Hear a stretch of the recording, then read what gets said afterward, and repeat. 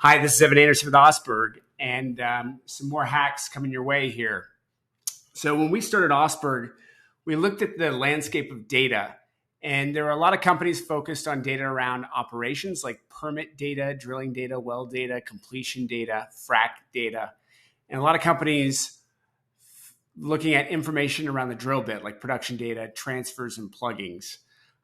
We have those data sets, but what we really wanted to focus on were the regulatory data sets and the courthouse data sets, and more so on the regulatory side, because the regulatory side is what really ties your courthouse data, your acreage that you get through leases, to the production. You have to have a P15 in the state of Texas. You have to have a proration unit assigned to your acreage in order to fulfill your continuous development and retained acreage provision.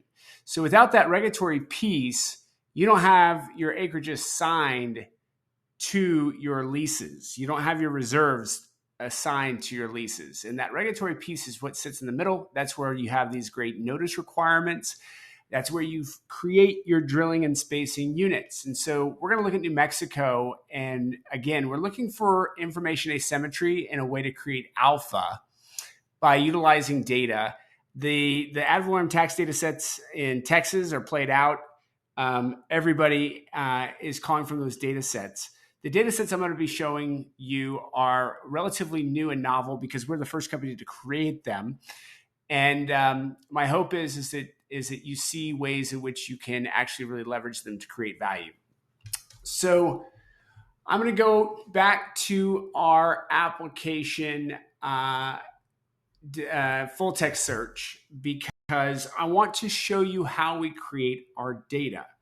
So effectively what we do is I'm going to just grab, this just to show, a lot of what we can do. I'm going to show you Martin County, Texas, and I'm going to limit the results just to leases. And again, my goal here is to show you how we create our data right now so that you can see why and how we create some unique data sets in Texas.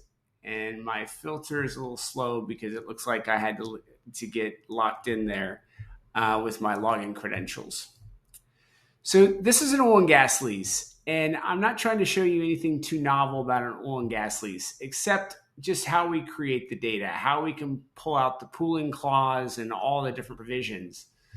Effectively, what we do is we OCR these documents. We do a lot of image enhancement to get really good quality OCR, and that's the OCR text on the right-hand screen. We then go through these images, and we're able to highlight the text and see these letters next to these clauses and all these different things. We can hotkey to parse out the data very quickly into our database. Hotkey just means pressing the letter capital C or the letter or the number 3 or the number 5 or lowercase y. Those hotkeys, once we highlight the data, we can hotkey it and extract it out. And then over time, we build machine learning algorithms using those extractions in order to programmatically extract that data. This is particularly helpful when you're looking at a regulatory filing like a pooling or spacing. And so if I grab a document, let's see, like this A3 filing here, what you're looking at here is what an actual compulsory pooling looks like in New Mexico. And I want you to point out and see that this is a 118-page document, assuming that you could easily navigate the OCD and pull down these documents. This is a 118-page document. What is in this compulsory pooling, number one, that's of value to you, and how are you going to use that data?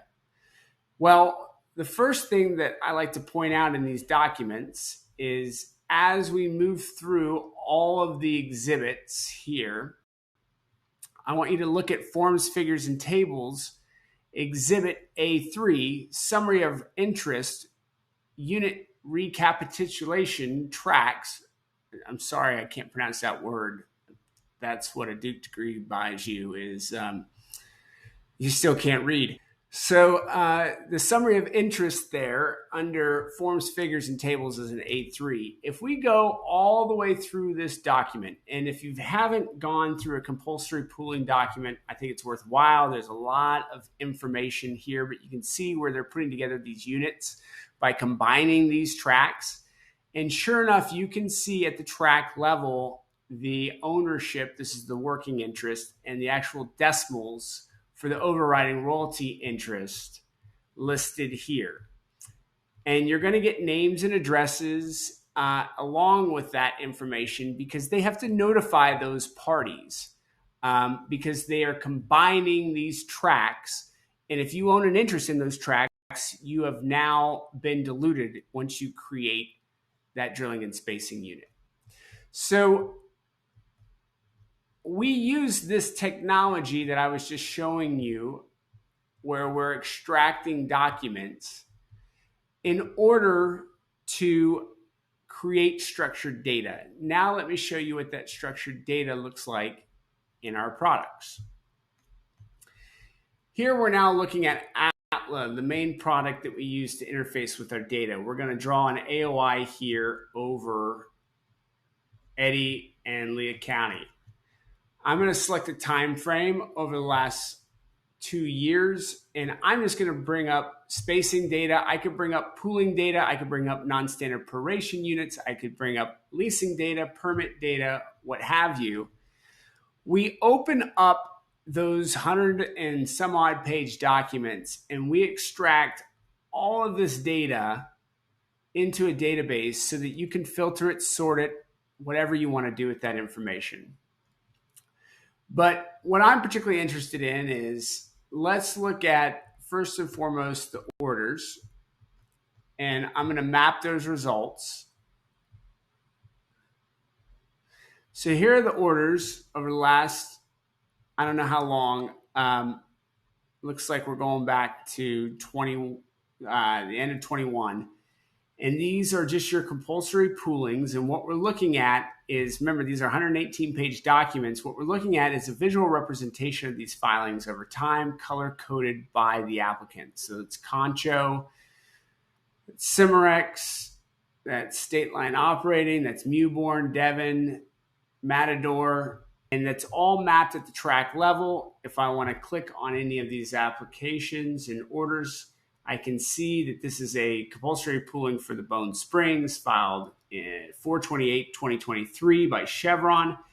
If I click on this, you can see here are all the respondents that were listed, name, address, and ownership type: mineral interest, overriding royalty interest. You'll see committed, uncommitted working interest, and I can kick that out in a CSV file just by hitting that button there. Or I could go to all the data, and I can just export to Excel, and you can see this little button. I can check it, and it will ask me, do you want to export that to Excel? And just so we don't sit here forever, I'll show you what the export looks like. Here's an Excel of all the names and addresses, and you can see mineral interest, uncommitted working interest, override.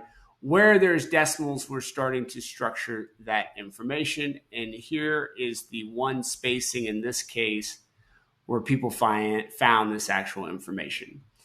So I hope you find that particularly helpful as you're learning about these new data sets and learning about Oseberg and how we create this information and how you can leverage it to create value for your organization. There's a whole lot more to cover, but I hope you've enjoyed this thus far. Thanks.